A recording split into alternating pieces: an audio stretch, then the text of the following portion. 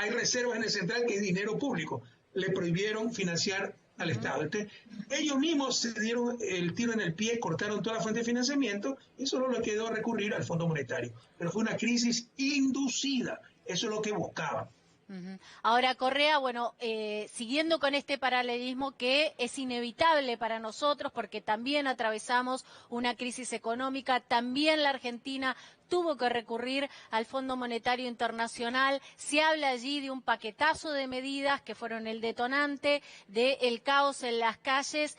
¿Cómo se sale? Porque hoy en la Argentina, bueno, también estamos en una transición, ¿no? Electoral, pero ¿cómo se sale y que esa salida sea la mejor para cada uno de los ciudadanos? Estamos hablando tanto de la Argentina como de Ecuador. Allí se habla de condicionamientos del Fondo Monetario Internacional, como por ejemplo reforma laboral, reforma tributaria. Mire, tanto en Argentina como en Ecuador, el estado calamitoso de la economía es mal manejo de la economía. Oiga, quieren decir que están reparando los problemas del pasado, entonces sacando los subsidios, controlando el gasto público y cada vez la gente vive peor.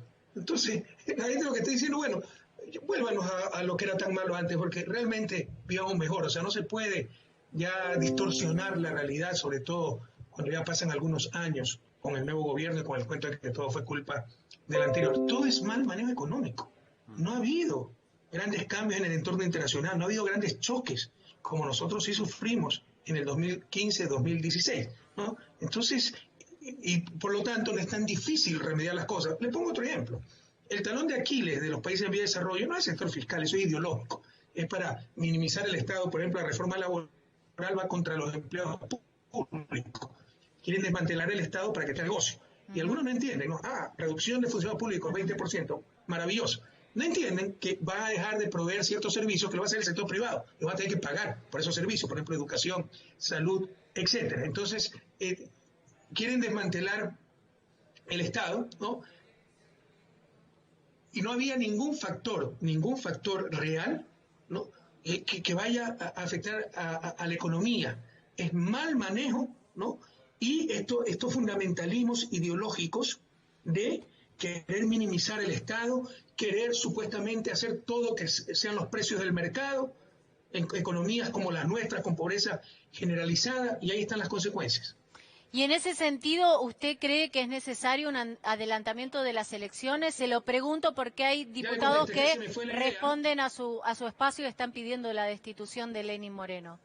Ya se me fue la idea, le decía, el talón de Aquiles de una economía en vías de desarrollo no es el sector público, es ideológico. Eso lo dice el sector privado empresarial, el Fondo Monetario para cogerse todos los negocios. Es el sector externo, hay que ser muy cuidadoso. Yo escuchaba en la introducción que el reportero hablaba de la dolarización. La dolarización es un desastre, es un tipo de cambio fijo extremo. Miren lo que le pasó con la convertibilidad, que es un sistema menos rígido que la dolarización. ¿Y por qué estalló la convertibilidad?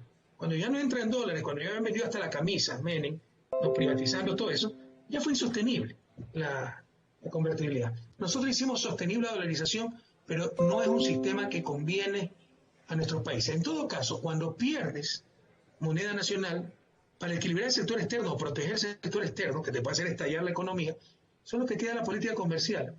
Estos señores sacaron todos los aranceles, o muchos de los aranceles, con lo cual deja expuesto al sector externo, perjudica la producción nacional y deja de recibir ingreso fiscal, pues. Y luego dicen, hay crisis por Correa, tenemos que endeudarnos con el Fondo Monetario. Ellos provocaron la crisis y esto es política económica. Entendamos, no todo se pasa en economía, pero no se tiene que hacer lo mismo en lo peor. ¿Y quién está contento con las medidas? Te dice quién tiene el poder. Si están contentos los banqueros, los grandes empresarios, el gran capital, y el que está triste es el obrero, el campesino, el transportista, quiere decir que el poder volvió a manos de unas cuantas élites. Claro, recién mi compañera le preguntaba si es necesario, por ejemplo, adelantar las elecciones. Alguien que nos está escuchando hablar, a usted y a nosotros, y sin conocer la política de Ecuador, sin seguirla de cerca, dirá, Correa está hablando de el presidente que es de otro partido. Y bueno, a ellos le contamos, no tienen por qué saberlo, que Lenín Moreno fue vicepresidente suyo, que fue un candidato que usted en su momento apoyó, pertenecía al mismo espacio. La pregunta son dos. ¿Qué le pasó a Lenín Moreno, según su parecer? Y en todo caso, ¿y ahora qué hacemos? Porque hace poco que asumió y quedan unos años todavía de su mandato. Bueno, no hace tan poco, ya más son más de 2 años, Claro, 2 años y medio. Mire, felizmente la Constitución ecuatoriana, sabiamente, permite salidas institucionales cuando existe un caos, una conmoción social, política, económica como la que estamos viviendo. Y esto se hizo en base a la experiencia de la Constitución del 2008, que le hicimos a nuestro gobierno. Porque antes de mi gobierno, yo goberné del 2007 al 2017, 3 veces consecutivas fui electo presidente de la República, 2 veces en una sola vuelta, lo cual era impensable en un país como Ecuador. Pero antes del 2007, en 10 años hubo 7 presidentes. Los gobiernos, depende de cómo los cuenten, hubo hasta un triunvirato y un presidente en un día, o sea, pueden ser 11. Depende de cómo los cuente, pero los gobiernos duraban 18 meses. Algunos traicionaban la democracia haciendo cualquier cosa. Por ejemplo, Lucio Gutiérrez llegó con la izquierda y lo primero que hizo fue decirle a Bush, soy su mejor aliado, y tratar de imponernos un TLC que nunca había planteado en campaña. Entendamos que eso rompe la democracia. Entonces, pero hay que dar salidas institucionales en estas cosas. Y siempre se forzaba la Constitución para remediar estos males, sacar esos males a los presidentes, o también algunas veces había un bloqueo de la Asamblea y el presidente se encontraba atrapado. Para evitar eso, la Constitución creó la figura de muerte cruzada, que es una institución tomada de los sistemas parlamentarios. Los sistemas parlamentarios cambian la mayoría y cae el gobierno, y hay que anticipar elecciones. Hacerlo tan fácil en nuestros países con los inestables que son sería suicida, pero hay que poner salidas institucionales cuando tenemos grave conmoción social. Entonces el artículo 130, escúcheme porque ahora están escuchando este programa, 130 de la Constitución permite con 2/3 de la Asamblea, por grave conmoción social, anticipar elecciones. Se hacen elecciones presidenciales y legislativas. Obviamente los legisladores no tienen la generosidad de poner sus cargos a disposición. El presidente de la República, con el artículo 148, también frente a grave conmoción social, puede anticipar elecciones. Y vamos a ver si tiene algo de sentido de patria. No lo va a tener, Moreno, pero hay salida institucional. La salida institucional es en el marco constitucional, en estricto sentido democrático, anticipar elecciones, y esto se resuelve. Pero como saben que lo barremos en esas elecciones, muy difícilmente lo va a hacer.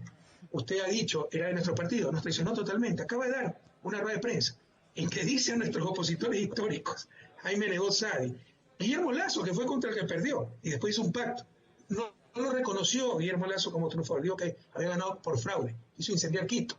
Hoy cogobiernan, acaba de decir que está dejando reinstitucionalizado el país, arreglar la economía, para cuando sea presidente Nebot, cuando sea presidente Lasso, que van a ser presidentes, vengan con las lindas ideas que tienen a poder, pero con estas palabras, brillantes ideas, algo así, digo, a aplicar en el país, ya un país en marcha. Entonces ha sido un tongo, este es un impostor profesional, y hay unas contradicciones que la prensa en su complicidad las deja pasar, pero que hemos sido unos corruptos. Él fue 10 años parte pues, de nuestro gobierno, 6 años como vicepresidente. ¿Qué era? ¿Cómplice? ¿Tonto? ¿O está mintiendo? ¿No? Que todo había sido un caos en la economía. ¿Por qué no lo dijo antes? Que no estaba de acuerdo con el subsidio de los combustibles. El subsidio de los combustibles lleva 40 años en este país. ¿Por qué no lo dijo en campaña? El que ha roto la democracia con esta tremenda tensión, no nosotros, al pueblo ecuatoriano, es Lenín Moreno. Y hay mecanismos institucionales para superar este durísimo problema.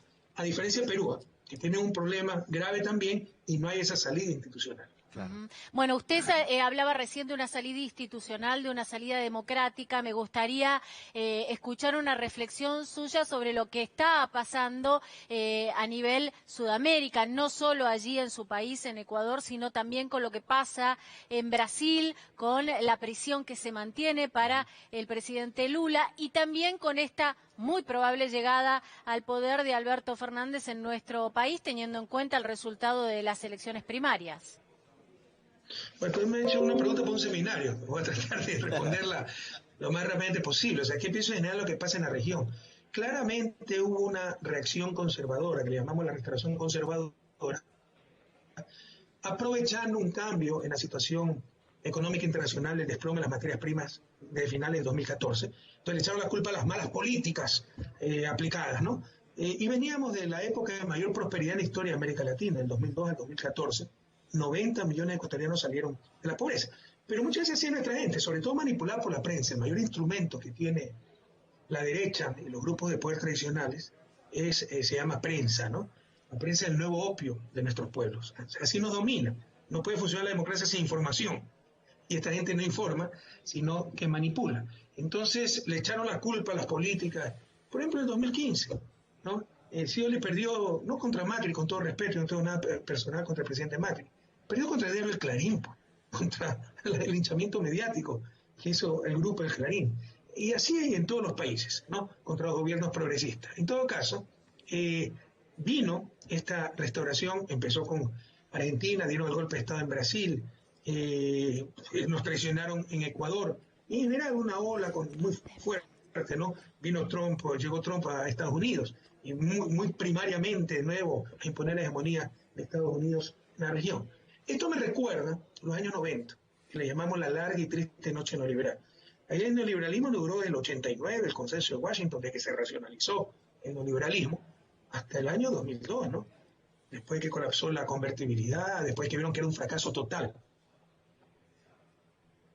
Les duró esto, esta pesadilla, 13 años, 12, 13, regresaron, sí, pero en 3, 4 años han colapsado. Entonces, por un lado, estamos preocupados, tristes, por otro lado, esperanzados, ¿no? Porque vemos que los ciclos ya no engañan a la gente y sus modelos se agotan más rápidamente. Y vendrá nuevamente el progresismo. Y ahí contesto la otra parte de su pregunta, la victoria de Alberto Fernández y Cristina en Argentina, ¿no? Fíjense, un discurso único durante 4 años, linchamiento mediático, difamación por todos lados, que si el portero del conserje de un ministerio compró mal unas llantas, la culpa es de Cristina, como en Ecuador la culpa es Correa, la culpa es Lula. En Brasil, a todo, la contundente victoria de la fórmula Fernández y de Axel Kicillof también, ¿no? En Argentina y en Buenos Aires, en la provincia de Buenos Aires. Entonces esto nos llena de mucha esperanza. O sea, los pueblos se los pueden engañar 6 meses con esa prensa corrupta, 1 año, 1 año y medio, pero ya no se los pueden engañar 4 años. Ya ven la realidad y ven cómo. Claro, les veo que estas arremetidas conservadoras, neoliberales, tienen mucho menor tiempo de duración y cómo ya la gente despierta, ya esa manipulación de los medios de comunicación no puede perennizarse. Sobre Brasil, algo similar. O sea, para regalarle la presidencia a Bolsonaro, no le dejaron salir a Lula de la cárcel. Si Lula era candidato, el presidente del Estado Federal de Brasil sería Ignacio Lula da Silva. No solo le robaron la libertad a Lula, le robaron la democracia al Brasil. Y esta es una estrategia regional, se llama lawfare, la guerra jurídica. No nos pueden derrotar en las urnas, esto está racionalizado, hay libros escritos sobre esto. No nos pueden derrotar en las urnas, nos tratan de aplastar jurídicamente.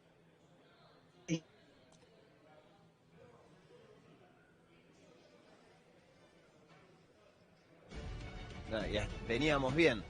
Si Rafael Correa nos está escuchando, le cuento que lo vemos, pero no lo escuchamos bien en este momento. Se venía cortando la señal.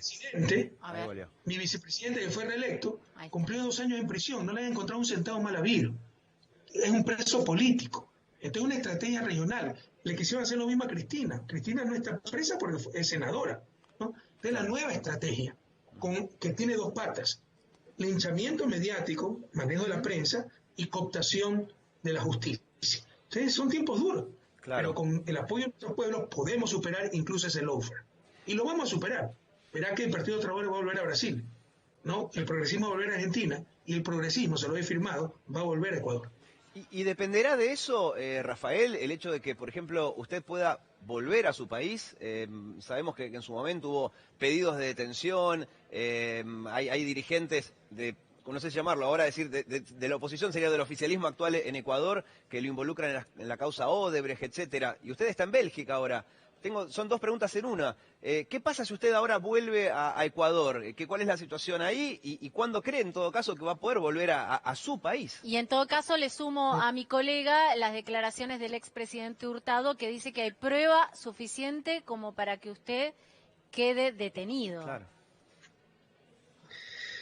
Mire, nadie le hace caso a Hurtado, ¿no? Usted sabe que Hurtado fue presidente por casualidad, porque falleció Jaime Roldós, y luego se lanzó a la reelección, sacó el 1%. Debe ser un caso único en la historia, ya es mayorcito, ya varía también, ¿no?